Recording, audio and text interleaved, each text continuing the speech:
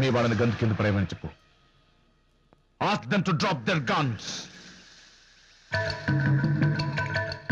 सलीम मुसलमान जिहाद की ఎదురుస్తున్నావు.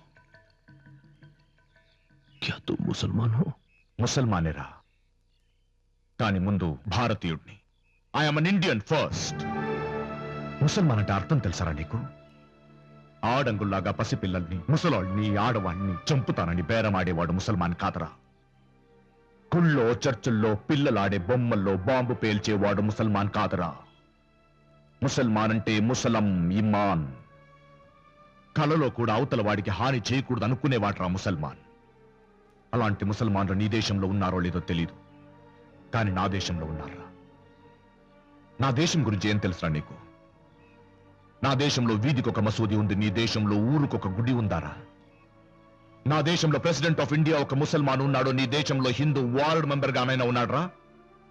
నా దేశంలో చీఫ్ జస్టిస్ ముసల్మాన్ ఉన్నాడు, నీ దేశంలో హిందూ కనీసం ఒక వకీల్ కాగలడారా? అంతెందుకురా, 100 కోట్ల జనాభాని ప్రతినిధించే క్రికెట్ టీం కి కెప్టెన్ ఒక ముసల్మాన్, నీ దేశంలో ఒక హిందూ క్రికెట్ ఆడగలడారా? నీకో విషయం తెలుసా? భారతదేశ భద్రత కోసం అణుబాంబు తయార్చిన వాడు ఒక ముసల్మాన్.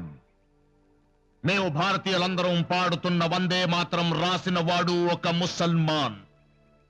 కార్గిల్లో చనిపోయిన పాకిస్తాన్ సైనికుల్ని ముస్లిం ఆచారం ప్రకారం చౌదానం చేసే సంస్కారం ఉన్న సైనికులున్న దేశం రైతే, అలాంటి సైనికులను తీసుకెళ్లి మర్మాంగలు కోసే నువ్వు ముసల్మాన్ కాదురా, మతాంధుడు.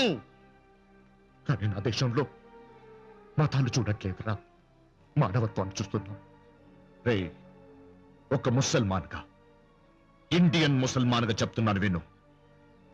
పాకిస్తాన్ లో ఉన్న ముస్లింల కన్నా భారతదేశంలో ఉన్న ముస్లింలు సంతోషంగా, ప్రశాంతంగా, స్వతంత్రంగా బ్రతుకుతున్నారు.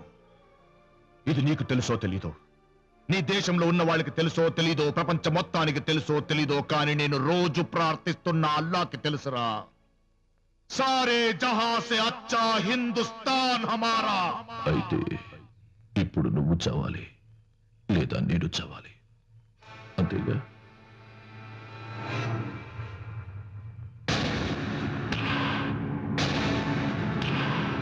పన్నెండు 1200 మంది ప్యాసింజర్స్, ఇండియన్స్. ఇప్పుడు చెప్పు, ఎవరు చావాలి?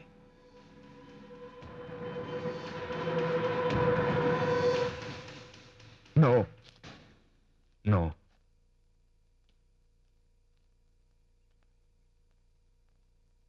సలీం ఇండియన్ ఒక పాకిస్తాన్ బుల్లెట్ కి బలి అయిపోతున్నావు. నేను బలి అవ్వడమే విధి అయితే పాకిస్తాన్ బుల్లెట్ కి కాదురా, ఇండియన్ బుల్లెట్ కి బలి అవుతాను. జై హింద్!